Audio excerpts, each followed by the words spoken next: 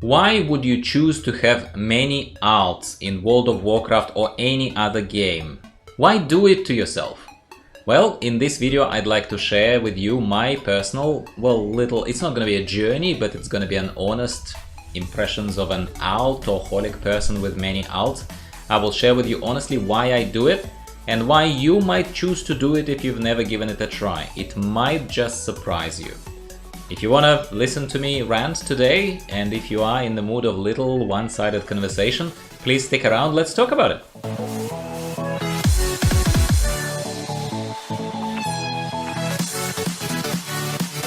Hello everyone, welcome back to the channel. I'm Gyro, I'm your host here. Yes, I still play World of Warcraft, even though I very much dabble into Outriders and occasionally Valheim, because the game is in a stale state, and I will keep saying this briefly.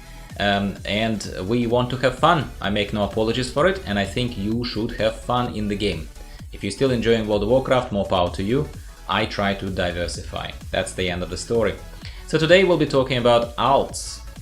Altoholics. People who choose to have many alts and use this semi-derogatory term, kind of with a light-hearted angle to it, of course, and sort of not shying away from it, owning it. I own the fact that I am an altoholic. I roll alts and I yes, it's a little bit more controlled than it used to be. I used to just roll them like a proper altoholic would do. I do not control my addiction to World of Warcraft. Did not, I will correct myself.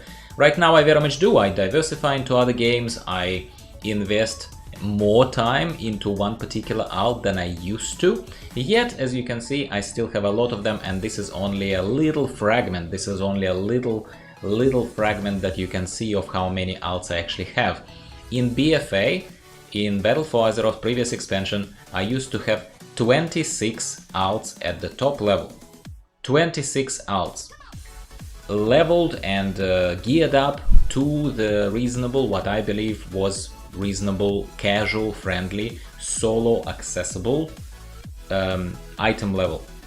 Because in this game ultimately we measure our character progress by item levels, don't we? We kind of push for certain achievements. Perhaps in Battle for Azeroth we used to have horrific visions, which were very dear to my heart. So for me, Battle for Azeroth was a bad expansion. I did not enjoy it anywhere near as much as Legion, anywhere near as much as Pandaria. But at the same time, the patch 8.3 brought in horrific visions, which were and remain still, in my mind, the best solo-friendly, deterministic progression content that used to be in the game ever. So, horrific visions gave the purpose to alts, the purpose to individual characters, if you used to just have a main and not dabbled into alts. So why do I choose to have a lot of alts? I always have chosen to have a lot of alts because I have a very specific way to spend my time in the game and have fun. And because I don't do everything in the game, or because I do not see particular fun in pushing higher mythic key.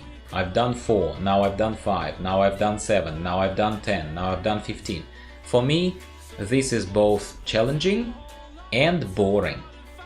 It is the same content where the same mob will punch you in the face a little harder. Yes, your gear is better, yes, there is some progression in it, and absolutely it is fun if you're in a guild or just with a group of friends who do this progression together. So for them, making that 1 or 2 characters stronger, supporting each other in that dedicated group, and feeling like you're beating a harder boss, something.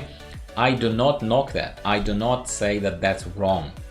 I never pretty much do. I am actually fairly democratic on my channel, where I say play however you want to play, just don't judge me. So why would I say that right now is probably one of the best times to roll many alts? And many is again and not a specific word. You can decide for yourself how many is many enough for you. It is because, I keep saying this, the game is stale right now for us casuals, for people who are who used to push Horrific Visions, who used to find some other solo-friendly content, solo-friendly progression. There are limited ways to do so in Shadowlands. Yet, having said that, please don't pipe up just yet, yet there are still ways to do a very solid, almost a single-player game type of experience on any of these alts that you create. However, it has an end. It has an end to it. So, first of all, if you haven't watched my gearing guides actually would tell you a little bit more specifically what do I mean by saying single player type of game that leads you to certain level of certain element of end game progression on each one of the alts, and then it stops. My gearing guide pretty much takes you step by step as to what I do. That is my typical path for any of my alts who I level to 60, then I do the gearing part with bits and pieces of maybe extra added things here and there, then I leave the alt and I switch to another one. Why do I do it? For variety. I do it for variety because I'm both addicted to World of Warcraft, to a lesser extent now because I'm a bit fatigued of the same tricks that are put onto us, same reuse of content, same reuse of systems. Kind of the game, I acknowledge the fact that as much as I love World of Warcraft, the game has become a bit soulless lately. It's a bit soulless, and it's actually very interesting because naturally we as humans think that companies, individuals, they learn from previous experiences and they make the next experience better. But as you know, with the sequels to famous movies, the second, third, fourth movie is almost always not as good as the first one. Well, unfortunately, that's what we're seeing with Shadowlands here, at least subjectively. Shadowlands hit a lot of good notes, and there were a lot of aspirational promises and a lot of other things, but they did not satisfy me. I did not get one big chunky thing that I thought I was gonna get, and that is a solo progression path beyond possibly your Covenant campaign. That's it. Beyond that Covenant campaign, there's nothing for me to do. Hence, this is why I'm saying that having many alts right now is the right time for that. You roll an alt, you make them strong, they are classes in World of Warcraft are well thought through, it's years and years and years of research and development that went into this. The game is still solid, the game still offers a lot of fun, I'm not taking it away. Problem is that end game is as dumbed down, as funneled down to how you can progress, and that is Mythic Plus or raiding. Mythic Plus or raiding, that's it, that's all you can do in the end game right now. For me, why do I roll alts? Because I don't see that. Because world quests are of no interest to me. Because Covenant campaign is blocked by renown. Because it is not something that is like just choose your own adventure and there is no gating, there is no nothing. You can do a lot, seemingly, and that's what I do at first when my alt just turned 60, and that's what you could do.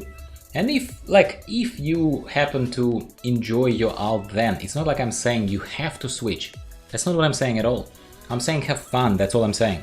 And as soon as that turns into a chore, and as soon as for your solo progression, for your solo kind of adventuring mode, whatever you're in, as soon as you hit that line beyond which is just boredom and repetition and just high Mythic Plus key and the stress of grouping with other people and that's it, you're done, that's when I honestly believe you could absolutely benefit from rolling another alt and taking yourself through it. That's how I play right now. Final thing, and it's an obvious thing, which is why it's only mentioned at the very tail end, is the fact that if you have only tried World of Warcraft on one or two classes, the most obvious thing is the fact that you're still robbing yourself of a lot of gameplay experiences that other classes, other specs, other alts would give you.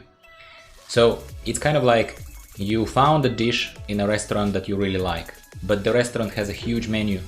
But you love that dish, so every single time you come to that restaurant, you only order butter chicken. And you only have that butter chicken, and butter chicken is great. And butter chicken is great. But what about chicken tikka masala? What about some nice garlic naan? What about some other kind of things? Do you know what I'm saying? With the Indian restaurant kind of menu in mind. That's what I'm kind of trying to say. So if I genuinely somehow online meet people who have always stuck to one class, they're like very straighty 180. I don't judge, but I don't understand this because life is full of experiences and World of Warcraft is a massive game that has so much to offer. So why not spice up your life right now in this stale game? In this stale game, why not admit to the fact that you are doing the same thing over and over and over, running mythic keys on your one main or two classes, whatever you play. But there are so many others. And if you don't like my guides, if you don't like my too casual perhaps attitude, there are surely other channels that are going to help you dive a lot further, a lot deeper into that. If all I do in this video is just show you the way or encourage you to do so in this kind of very pointy but honest type of feedback, and the pointer that's not for everyone, but it could be for you, then I've done my job for the day.